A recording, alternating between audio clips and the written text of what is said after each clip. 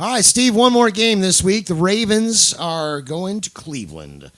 And the Browns, the red-hot Browns, who are just defying all odds. I mean, it's 2020. Of course the Browns are going to be good.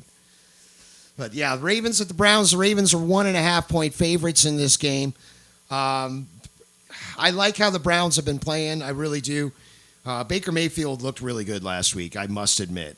He's so inconsistent, though, and that's what bothers me about Baker. He just can't seem to put two good games together. And as a result, the Browns are just kind of, every time I start to believe in them, they take a step back. It's hard for me to take the Browns every time because I just keep expecting them to be good again, and then they're not. So I'm definitely going to go with the Ravens on this. I do think they'll cover. It's not that I'm trying to slight the Browns. I think the Ravens want it more, and the Ravens are trying to fight to get into the playoffs. They have a lot more motivation in this game. If this game were in Baltimore, it wouldn't even be close to me. But since it's in Cleveland, it should be a tough game. I think the Ravens will win by 4 or 5 points. Well, I'm pretty much with you on this. When it comes to the Browns, I don't trust them. Yeah, I don't trust them yet. I get the feeling nobody really does. If they win this game, now if the Browns go in there and win this game, but. See, Dude, I said that this week going in. I said that after I saw the score at halftime in that Browns-Titans game last week. I said, wow, I guess the Browns are for real. But now when it's time to pick the games, for some reason, I just still don't believe in them. I guess because they're the Browns. Well, first off, you got to remember your rules, some of your rules. You pointed out the fact that the away team is better than the home team. Who's the away team? The Ravens. Right. Okay. You also pointed out some other fact. I'm trying to remember when it comes to some weird fact. I'm trying to remember, but definitely, I'm taking the Ravens here. The reason I'm taking the Ravens is I just don't think that the Browns can beat two good teams in a row. That's the thing. Every game they've been winning, most of them have been against crappy teams. And if they do beat a good team, the very next week, they come back and they lay an egg. Okay, all right, I got it. Now I remember what I was going to say. First, the thing is the away team has better than home runs, so that's the Ravens. Right. But in the Browns' defense, one of my rules comes into play, and that is the Ravens beat the snot out of them earlier in the season. Hard to beat a team twice in 1 year. The Ravens, not looking good. The Browns going to want that revenge from that week 1 loss. I think it was week 1, where they just got destroyed and annihilated. Yeah. They're going to want that revenge. So we're going to find out what Baker Mayfield's really made of. Is he going to be a little boy and cry? Is he going to grab his crotch on the sideline? What's he going to do? I said it earlier. I want you to keep this in mind before you make your pick. Think of who wants this game more. No, I'm going with the Ravens. So much was expected of the Ravens, and everybody thought they were going to be the Ravens from last year because, well, on paper, they pretty much are. And guess what? They're not the same team from last year. Personnel be damned. They should have been. They're not. And they find themselves fighting to scratch and get that last 7th seed in the AFC. I think they want it more. Well, first off, you got the Ravens had 24 players this year test positive for COVID-19. There's only 53 guys on the roster, so that's almost the entire half of the team got tested positive. Lamar Jackson, but they weren't out very long, though. Well, I get it, but you still get disruptions. Who you think's going to start? Des Bryant was going to play, and then he got yanked from the game at the 11th hour. And I'm saying that. Are you making a correlation, though? Let me ask you this: are you making a correlation between Ravens players testing positive for COVID and Lamar Jackson completely changing the way that he plays quarterback? I think that they no. What I'm saying is he's not the same guy. He's not playing the game the same. He's not playing the game the same way, and because he's not, therefore that's why I think they're losing. He's not that great of a passer. He's not very accurate. He needs to be the Michael Vick show, so to speak. They need to get 2 guys that can run the ball with him in that backfield.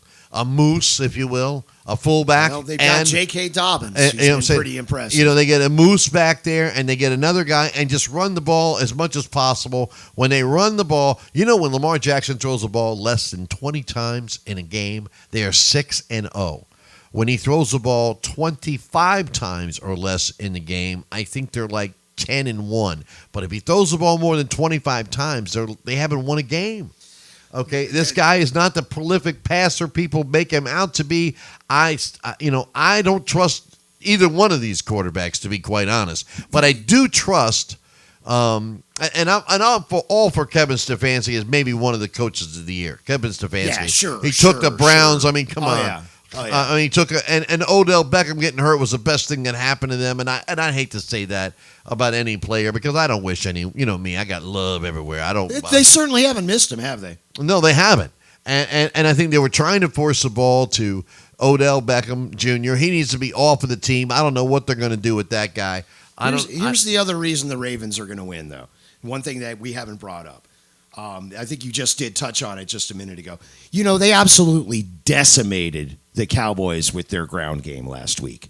I mean, they got, 300 yards rushing in that game, 290, 292. I think they had in rushing. It's the Cowboys. I understand that. But they have three decent rushers. Mark Ingram is third on their depth chart in running back, and he's not bad. And they've got J.K. Dobbins and Gus Edwards, three capable running backs. J.K. Dobbins, I think, is going to be used quite heavily this week. He is electric. I don't know how much you've seen of this guy play, but Steve, he is on the rise, and I think he's probably going to get featured quite a bit in this game. And the Ravens' ground game is really going to be tough to deal with from here on out, heading toward the playoffs. Well, the Browns are going to lose because I'm going to watch the game. Every time I watch a Browns game, they lose. It's kind of like the Vikings with the little signal, the Falcons with the little numbers. I'm telling you right now, if all these things, ATL, the numbers, if they all come ATL true, numbers. if they come true this week, you're going to start listening to me. You got to remember, man, I'm not a superstitious guy. I'm not the guy that goes, "Oh, a black cat ran in front of me," because see, I don't ever know if the black cat run in front of me and then he runs back the other way because he changed his mind. What is that, a double jinx, or did he unjinx me? I don't know. I'm not that. So you're not a superstitious guy, but you changed your Atlanta pick because I called him ATL. Tendencies.